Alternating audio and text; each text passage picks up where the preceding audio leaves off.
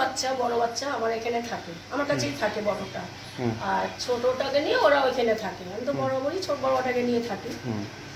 তা কালকে রাত্রিবেলা 11টা 11:30 নাগাদ ভাত খেলাম। তা আমাকে বলছে, মা আমি তোমার মতন বড়া ভাজতে পারি না। আমি হাসলাম, আমি তারপর খেলাম, খেয়ে দিয়ে আমি আমার ঘরে শুতে এসেছি। জানেন তো যে এই টেবিল ফ্যান চললে হয় না, কিছুই জানি না। আমাকে প্রতিদিন সকাল 7টার সময় জামাই ডাকে। আজকে কি হলো, কি দেখলেন? আজকে দেখলাম, দেখছি কি 7:30 বাজে, তা দেখছি যে আমাকে তো ডাকে না। তবে বাথরুমে গেলাম, না আগে রান্নাঘর দেখলাম, মেয়েটা চা করেনি, বাথরুম গেলাম নিয়ে। তখন ওই ঘরে গেলে ইয়ে দিয়ে দরজাটা খুলে বলি ওই অবস্থা। কি অবস্থায় দেখলেন? ওইরকমই যেরকম দেখছেন আপনার ওরকম। ওর শরীরে কোনো আঘাত আছে ওদের? হ্যাঁ। কি দিয়ে? কি দিয়ে গো আমি কি করে জানবো? প্রত্যেকেরই কজন ছিল? যেরকম দেখেছেন। কে কে ছিল? কে কে ঘরের মধ্যে ছিল আপনার? কে থাকবেন? ওরা 3 জনই ছিল। আপনার?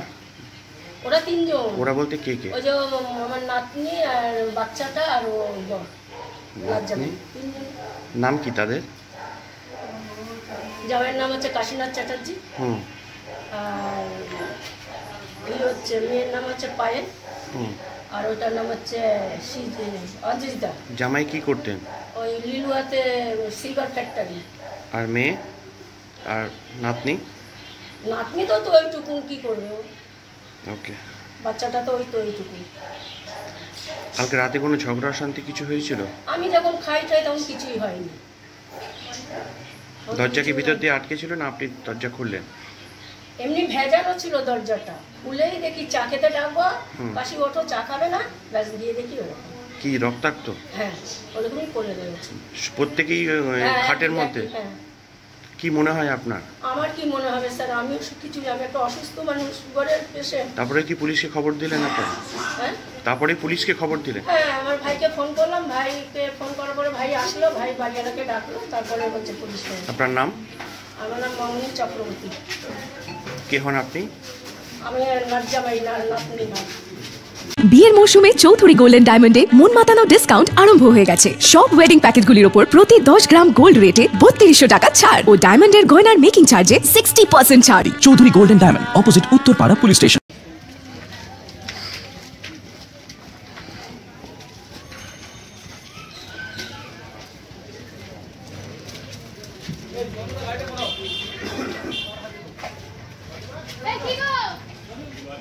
দেখুন, পুলিশ এখন একটা ইনকোয়ারি করছে, কি জিনিস আছে মার্ডার না সুসাইড সেটা তো এখন বলার আমাদের পক্ষে সম্ভব না।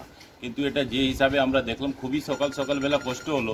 একটা ছোট বাচ্চাকে যে হিসাবে নিয়ে যাওয়া হচ্ছে, মানে মানুষ কত মানসিকতা নেমে গেছে, সেটা মানে খুবই কষ্টজনক। এটা বলার জন্য কোনো শব্দ নেই। আপনারা এসে কি দেখলেন? আমরা এসে দেখলাম একজনের একটু শ্বাস বেঁচে ছিল, ওনাকে হসপিটালাইজ করা হয়েছে, শিফট করা হয়েছে হসপিটালে। আর 2টো বডি ওখানে ছিল।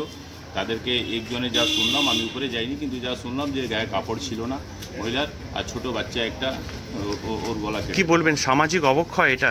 নিশ্চয়ই, এটা তো সামাজিক আর মানসিক দুটোই অক্ষয়।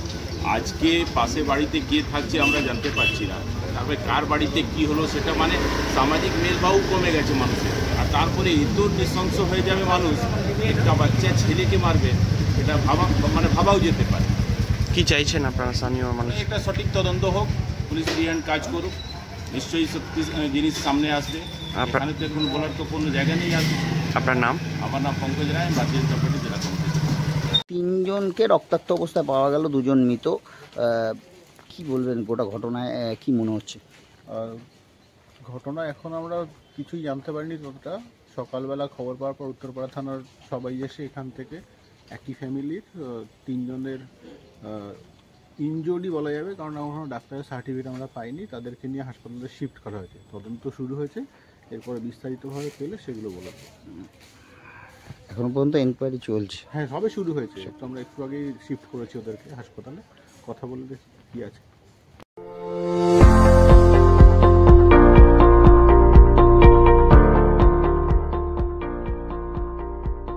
মেডিওয়ালের পক্ষ থেকে সকলকে জানাই সাধারণ আমন্ত্রণ। অর্থোপেডিক সার্জিক্যাল রেঞ্জে টোটাল রেঞ্জই পাওয়া যায়, যেমন hospital bed, oxygen concentrator, CPAP, BiPAP, তারপর orthopedic wheelchair, crutch, LS belt, total রেঞ্জই পাওয়া যায় আমার এখানে। মেডিওয়ালের পক্ষ থেকে সকলকে আমাদের এখানে আসার জন্য আমন্ত্রণ জানাচ্ছি। আমাদের ঠিকানা 35 Netaji Subhash road, Uttarpara, Hooghly, near town school এবং ইউকো ব্যাংকের মেন ব্রাঞ্চের পাশের রাস্তা। এবং আমাদের আরেকটি ব্রাঞ্চ আছে, সেটা বালিবাজারে।